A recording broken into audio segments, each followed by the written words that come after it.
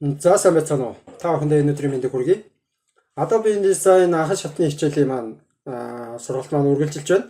За тэгээ та бүхэндээ бол өнөөдрийн хувьд баримт бичгийг хэрхэн хадгалах, за хадгалахад шаардлагатай ойлголтууд тийм ээ. За хадгалахад юу юуг анхаарах хэрэгтэй юм. За тэгээ дээрэс нь өөр өргөтгөл рүү хэрхэн яаж хадгалах юм гэх мэтлээ ерхий ойлголтуудын талаар бүгдээрээ үзэх болно. Ингэснээр бид нэр өөрсдийнхөө хийсэн баримт бичиг документуудыг ерөөхдөө хадгалаад төрөл бүрийн өргөтгөл рүү хөрвүүлээд ашиглах юм боломж бий болж байгаамаа. За бүгдээр хичээлдээ орцгоё. За тэгэхээр бидний хувьд гэх юм бол Adobe InDesign програм дээр бол гурван төрлийн зүйлийг бол хийсэн байгаа. За ерөөхдөө бол бизнес карт буюу хүний нэрийн хуудас, за тэгээ өргөмжлөлийн сампл загвар, за тэгээд ном буюу гарын авлага хийхэд хэрхэн яаж хийх вэ гэх талаар ерөнхий ойлголтуудыг олгох юм гурван sample загваруудыг болов хийсэн байгаа. Гэхдээ эдгээр маань бол загвар гэдгийг ойлгох хэрэгтэй. Дизайн талд нь илүү анхаараагүй. Ерөнхийдөө бол Adobe InDesign гэдэг програма хэрхэн ашиглах талаас нь бол илүү эдгээр сургалтуудыг орж байгаа гэдгийг та бүхэн бас ойлгох хэрэгтэй. За тэгээ бүгдээрээ нэрийн хуудас руугаа оръё.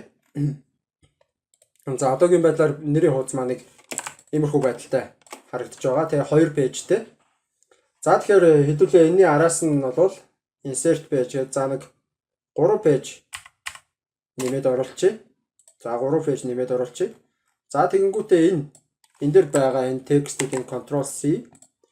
За тэгэд энийг идэвхжүүлээд баруунлаа дараад fast in place. Энийг дараад fast in place. За хоёр дахь нь бас мөн идэвхжүүлж байгаад энэ зүүн талынхаа гэсэн үг тийм зүүн талынхаа нууцыг идэвхжүүлж байгаа Ctrl C.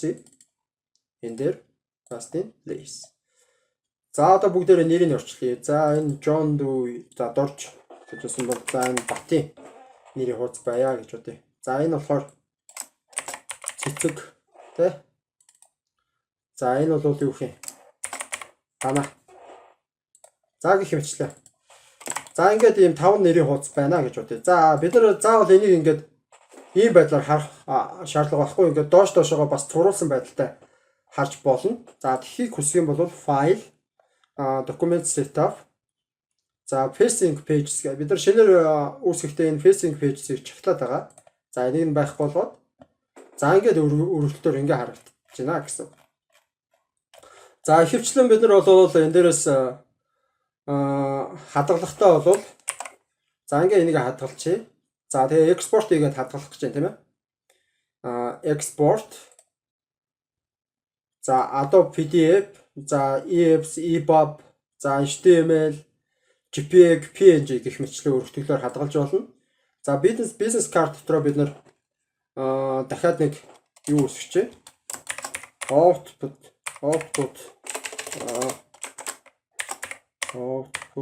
гэдэг фолдер үүсгэжээ. За энэ дотроо PDF-ээр хадгалаад үзье. За PDF-ээр хадгалахаар за бүх хуудсыг нь хадгалах юм уу? Compression ямар байх юм те 300 пикселтэй те автоматар пикселийн тохируулж байна. За бүх пэйжүүдээ сонгоно. За тэгэл ерөнхийдөө эдгээр тохиргоонуудыг харчна гэсэн. За marks and beats нь харагдах юм байна те compression. За export хийгээд үзье бүгдээрээ. Export.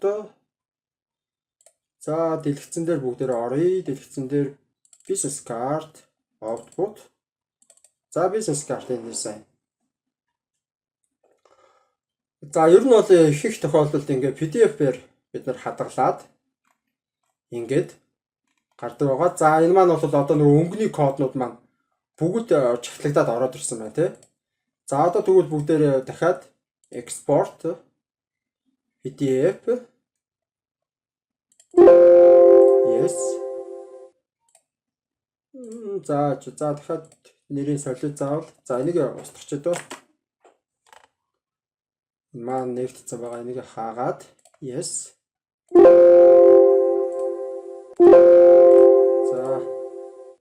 За дахиад ороод save. За одоо энэ дээрээс compressions marks and leaves гэдэг. За эдний чагтыг арилгачих хэрэгтэй. За тэгээ export. За өмнө нь бид нэг хичээл дээр бас энэ талаар ярьж байгаад ингээд чагтлаад орчихсон юм шүү тий. За одоо ингээд нөгөө нэг нэрийн хуудаснууд маань маш олноороо ингээд за 5 шиг нэрийн хуудас ингээд гараад ирсэн гэсэн. За энийг файл print гэд бид нэр хэвлэхэд PDF-с шууд төрөл бүрийн өргөтгөлөөр хэвлэж болно тий. За нөгөө цаасны тохиргоогоо өгөөд хэмжээгөө өгөөд гэх мэтлээ ингээд хэвлэх боломжтой. За өөр өргөтгөлөөр хадгалж үзье хэзүүлээ. Хэдүүлээ. За JPEG байж болно. За all pages, range нь all pages. За medium resolution-ыг за 300 пикселээр өгөөд export. За энийг ураач. Энд дээр бүрэг дарж байна. За output. За output дотор нөгөө файлууд маань ороод ирсэн. За энийг thumbnail-аар харчих да. За энэ харагдаж байна тий.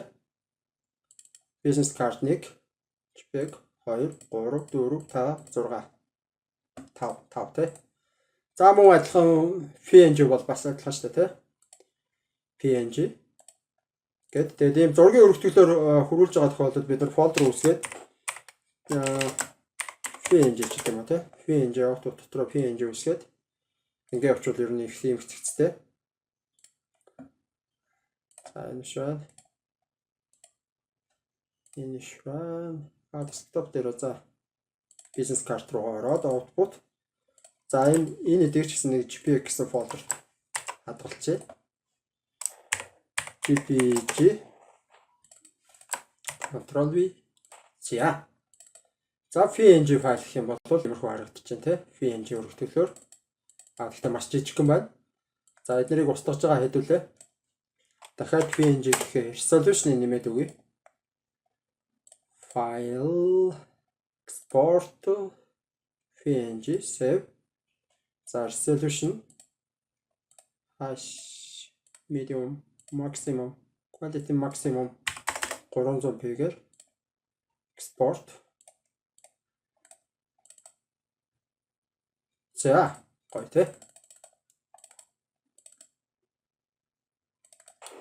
За иймэрхүү байдалтай харагдах нэ гэсэн үг.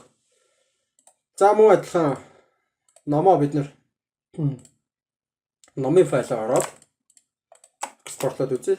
Файл Adobe Preset гэдгээс бид нар бас эндээс hash quality print гэдгийг бас сонгоо шууд book template desktop дээр book template дотор output те output гэдэг гаргалт гэдэг дотор book template шууд за тэнгуү шууд энэ default тохиолоор hash quality-гээр шууд экспортлно.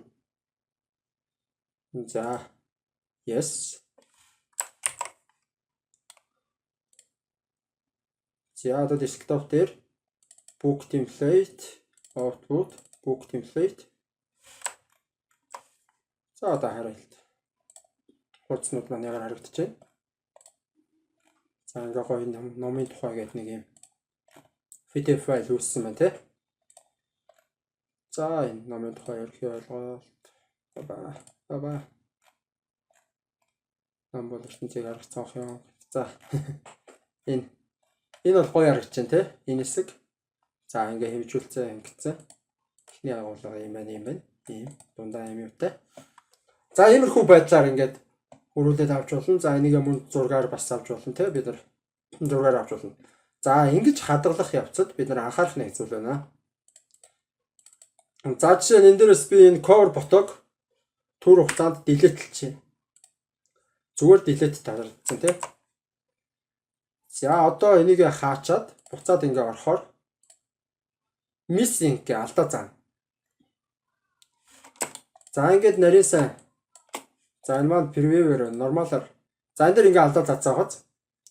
За ийм алдаа заадаг учраас би бол нөгөө нэг тэр файлтай ажиллах гэдэг дээр бол ерөөхдөө бүх юмудаа ингээд нэг доор ингээд цуглуулад тэгээ нэг юм фолдерт ингээд хадгалаад гэдэг нь ерөөхдөө ийм учиртай. За тэгээ хэрвээ бид нар энийг хэвлэлийн компанид гэх юм бол чанарын шаардлага хангахгүй байна. Энэ зурагчид дутуу байна гэдэг ийм мэдээлэлүүд орж ирнэ. За тэгээ энэ дээр нь дараад жишээ нь энэ зурган дээр нь дарж агаад бид нар info гэж бас харж болно. За тэгэнгүүт info дээр нөгөө зураг маань харагдахгүй байх жишээ нь. За энэ дээр бол яг нь info mon ийм өөрчлөлттэй ийм зураг байна гэсэн чинь энэ дээр болохоор энэ байхгүй байна тий байхгүй. Тэгээ байхгүй учраас ийм алдаа заасан байна. За тэгэхээр одоо хэдүүлээ буцаад энэ дээр output дээр assets дээр орж байгаа, image дээр орж байгаа control Z дарчи cover фото. За одоо ингэнгүүт энд ингээд ийм холбоосын зураг гараад ирж байгаа. Infog нь харангуут яах нь. За хийш ороод infog нь харангуут энэ дээр байгаа шүү дээ. Infog нь харангуут JPEG өргөтгөлтэй ийм файл байна. За гих мэтчлээ. Тийм учраас бид нар бол хадгалахдаа энийг нь заавал байж байгаад хадгалах хэрэгтэй. Одоо хэрвээ энийг delete хийчихэд Ctrl S дараад за file export PDF save export гэх юм бол за бүгд инглээд аваад харъя. Анча сая би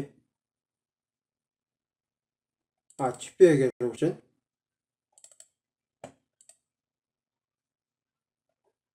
За хадгалсан байгаа юм шүү. PNG файлаар 9.11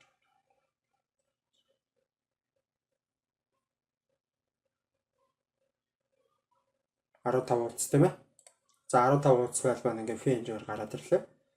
Ингээ гараад ирж болж байгаа боловч энийг бид нар бол эдгээр файлуудыг хөвчлэн нөгөө энэ файлаар нь хэвлэлийн газрууд руу өгөх шаардлага гарна. За тэр тохиолдолд бол ийм алдаатай файлыг ерөөсө хүлээж авдаггүй байгаа. Энэ дээр бас нарийн тохиргоонуудыг хийхэд эдгээр алдаа маань бас саад болдог байгаа.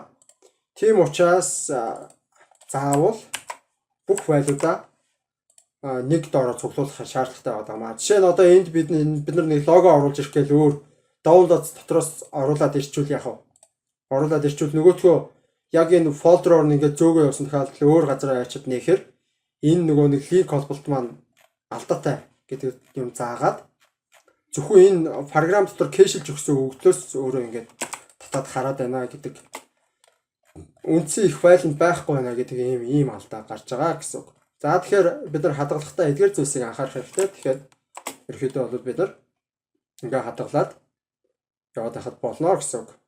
За тэгээ өнөөдрийн хичээл боломжтой байсан гэж найдаж байна. Анхаарал хандуулсан та бүхэнд баярлалаа. Дараагийн хичээлээр уулзтлаа. Түр баяртай.